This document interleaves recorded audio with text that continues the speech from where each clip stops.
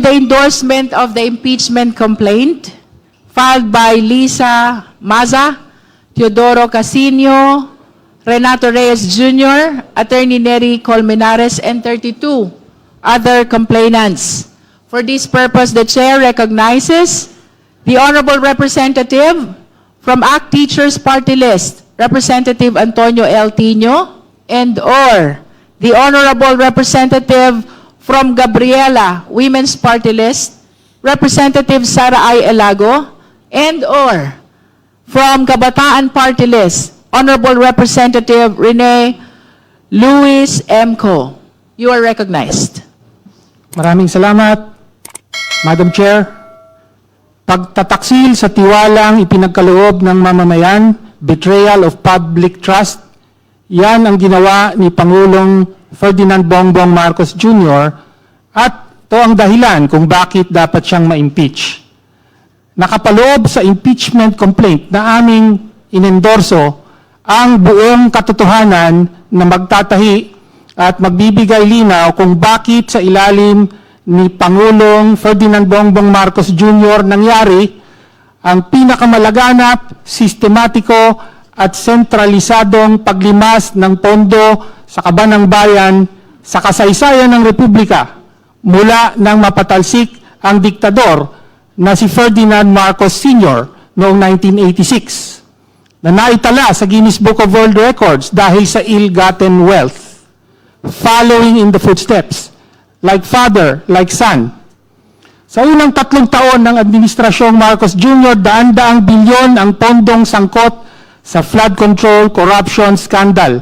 Nangyari ito hindi dahil sa kanya-kanyang diskarte ng ilang mga tiwaling opisyal ng DPWH, mga ganid na kontraktor at ilang korap na senador at kongresista o ng mga nasa ibaba, paligid at katabi ng Pangulo habang siya'y walang kamuwang-muwang at namulat na lamang sa katotohanan nitong SONA 2025 na may corruption pala sa gobyerno niya.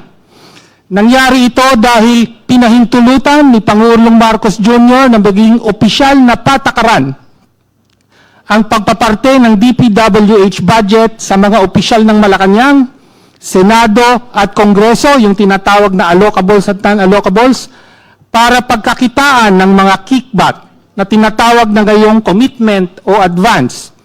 Ang pondong publiko napunta sa pansariling pakinabang. Yan ang unang pagtataksil ni Pangulong Marcos Jr. sa tiwala ng bayan. Hindi pa nabusog sa pondo ng DPWH, kaya nangyari sa ilalim ni Pangulong Marcos ang walang kapantay sa kasaysayan na paglobo ng unprogrammed appropriations.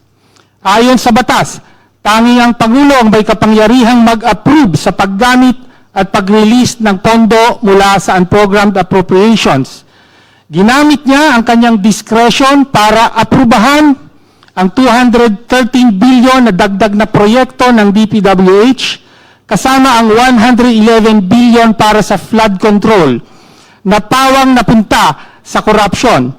Mas masahol pa, pinahintulutan niya at hindi pinigilan ang pagkuha ng 90 billion na pondo ng PhilHealth para gamitin sa infrastructure, bagay na tahasang labag sa sin tax law at dineklarang iligal mismo ng Korte Suprema.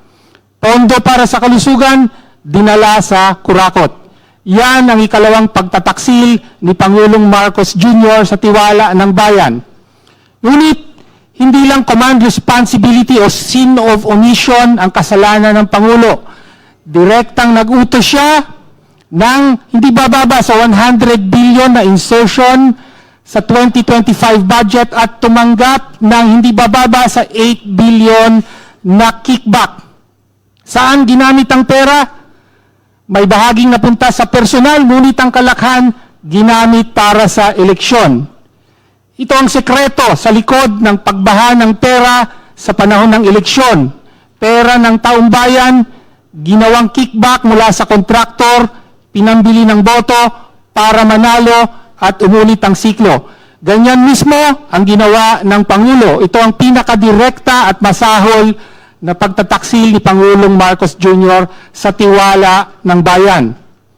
Sa mga tagapagtanggol na nagsasabing siya nga ang unang naglantad ng flood control scam, paano mong sasabihin sangkot at pasimuno siya?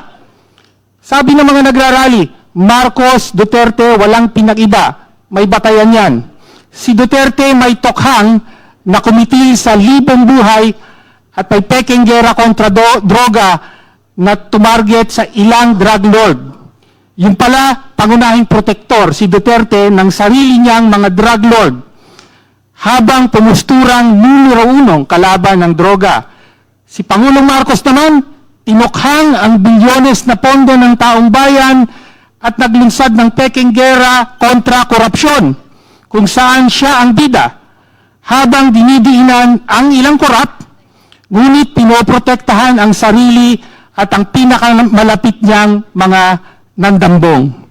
Sufficient in form and substance ang complaint na aming inendorso. Wala tayong nakikitang dahilan para ibasura ng komiting ito sa napakaagang yugto at hindi pa abutin sa hearing. Nariyan lang sa tabi, nakatago sa publiko ang dalawang opisyal na merong mga resibo at ledger na magpapatunay sa direktang papel ng Pangulo, pagtanggap niya ng kickback, at kung paano ginamit at saan napunta ang pondo. Maaari silang pasalitain sa pagtuloy-tuloy ng impeachment proceeding na ito. Tinutukoy ko sina former Executive Secretary Lucas Bersamin at Undersecretary Adrian Bersamin. Ito ang buong katotohanan. Si Pangulong Ferdinand Bongbong Marcos Jr. ang pinakamalaking isda sa flood control corruption scandal. Ginawa niyang command center ng organized plunder ang Malacanang. Inagaw niya ang pondo para sa kalusugan ng mamamayan, para sa kickback ng ilan at direktang nag-utos ng 100 bilyong pisong insertion para tumanggap ng kickback. Malubhang pag-abuso ito sa kapangyarihan ng pagkapangulo at pagtaksil sa tiwalang ipinagkaloob sa kanya ng mga Pilipino. Dapat siyang ma-impeach. Maraming salamat po, Madam Chair. Thank you. Honorable Sara Ilago. Sa ngalan ng Gabriela Women's Party, inendorso namin ang reklamong impeachment laban kay Pangulong Marcos, nina Maza et al. Bilang bahagi ng tuloy-tuloy na paglaban sa korupsyon at mahalagang hakbang tungo sa pananagutan. Ang laban para managot ang lahat ng kurakot ay laban para sa kapakanan at kinabukasan ng mga pamilyang Pilipino. Kapag may korap, napakabigat ng tama sa mga kababaihan, lalong-lalo na ang mga mahihirap. Sa mga nanay na naghahanap buhay sa gitna ng tumataas na presyo ng bilihin, sa mga babaeng manggagawang pinipiga ng kontraktualisasyon at barat na sahod, at sa mga biktima ng karahasan na pinabayaan ng isang sistemang walang hustisya. We are endorsing this verified impeachment complaint, which presents acts of betrayal of public trust, demonstrating command responsibility and personal culpability of the President himself. The adoption and implementation of the baseline balance managed parametric formula, which institutionalized systemic corruption, sa sadyang paggawa at pagdisenyo ng sistema kung saan ang priorities of leaders ang mas sinusunod kaysa sa technical requirements at pangangailangan ng ating mga communities. Ang flood control program na dapat sana ay para sa pag-iwas sa sakuna at kaligtasan ng publiko ay ginawa ng makinarya para sa malawakang pagnanakaw. We have also seen how public funds meant for urgent national needs are turned into the administration's presidential pork barrel. Sa pag-authorize ng Pangulo sa release ng 213 billion pesos ng unprogrammed appropriations, kung saan ang 111 billion pesos para sa flood control projects na pinili batay sa priorities ng leaders lang, ang pondo para dapat sa pagtugon sa pagbabaha at kalamidad ay ginawang pondo para sa sistematikong katiwalian. Hindi ito basta lamang paggamit ng kapangyarihan, ito ay pagtataksil sa tiwala ng taong bayan. Dagdag pa, ang pagbibitiw ng kanyang mga pinakamatataas na opisyal matapos ang mga seryosong aligasyon ng mga kickback ay nagpapatunay na ang bakas ng katiwalian ay hanggang sa Malacanang. Wala man lang ipinatawag at humarap sa mga investigasyon sa kanila. May resignations pero wala man lang thorough investigation. Walang kahit anong investigasyon tungkol sa kinalaman mismo ng palasyo at ng Pangulo mismo bilang nasa tuktok ng kapangyarihan. Hindi ito pwedeng palusutin.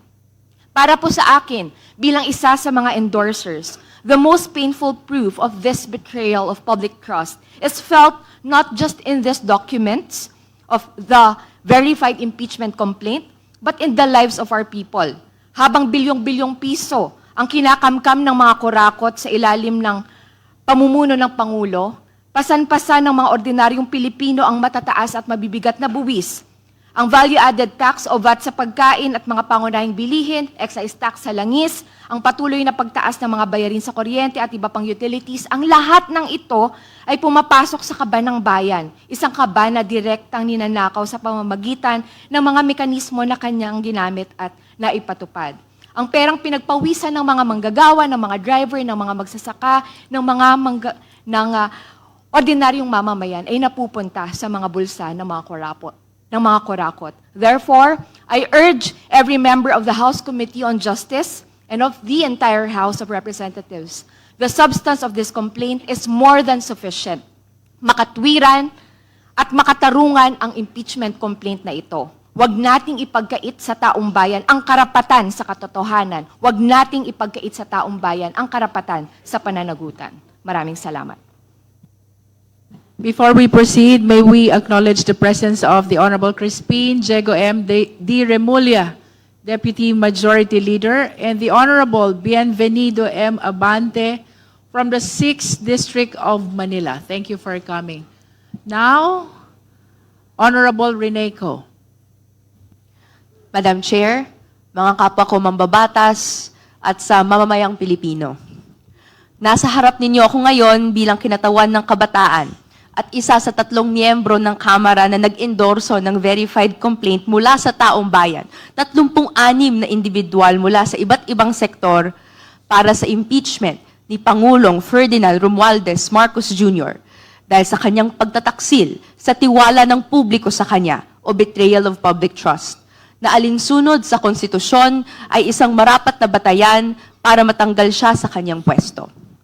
The Constitution says, public office is a public trust. Iniutos ng saligang batas sa mga pampublikong opisyales na lagi silang magkaroon ng pananagutan sa taong bayan, mamuhay ng simple, at maglingkod sa mamamayan ng may pinakamataas na katapatan, responsibilidad, at integridad. Madam Chair, sa nagdaang mga buwan at taon, it has become clear to us that President Marcos Jr. has not heeded this constitutional command.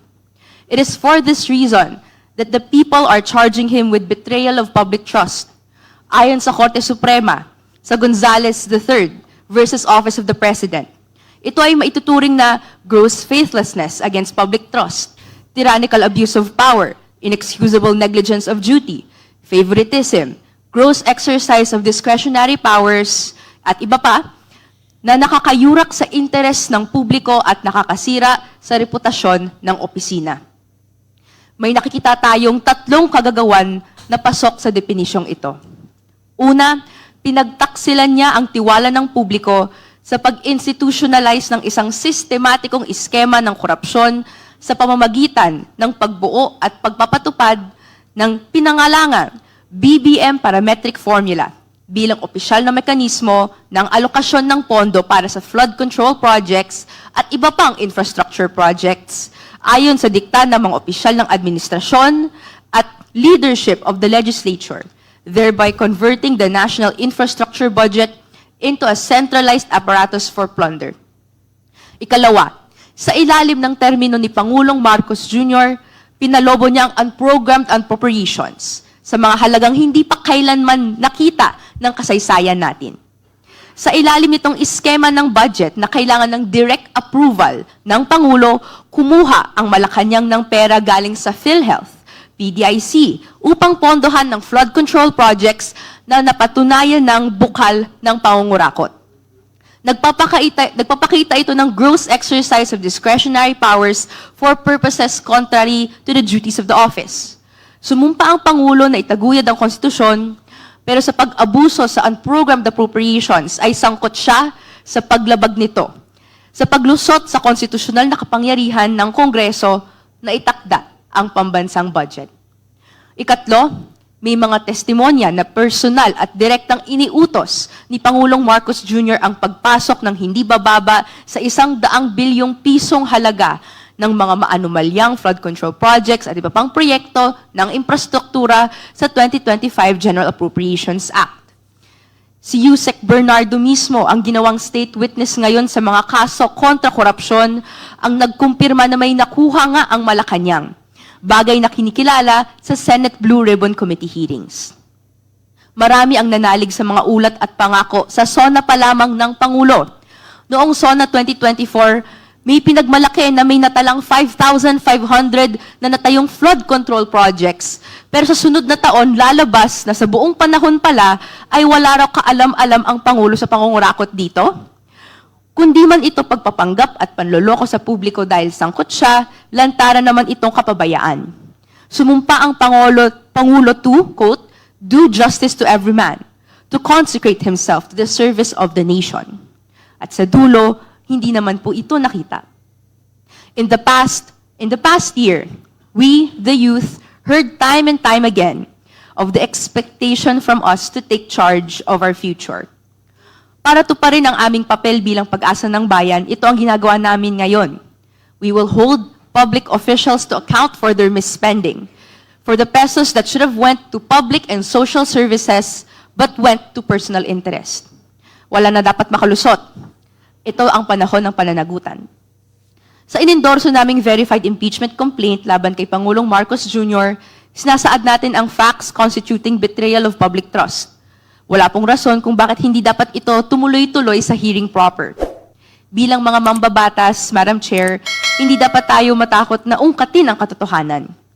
Ang hiling ng kinatawang ito, let the Filipino people who suffered from disasters and lacking basic social services because of misuse and abuse of public funds, see their day in court. Let the Filipino people repose their trust in a public office that deserves it and does not betray it. We, the Filipino youth, demand better leaders, and we deserve better leaders. Thank you, Madam Chair.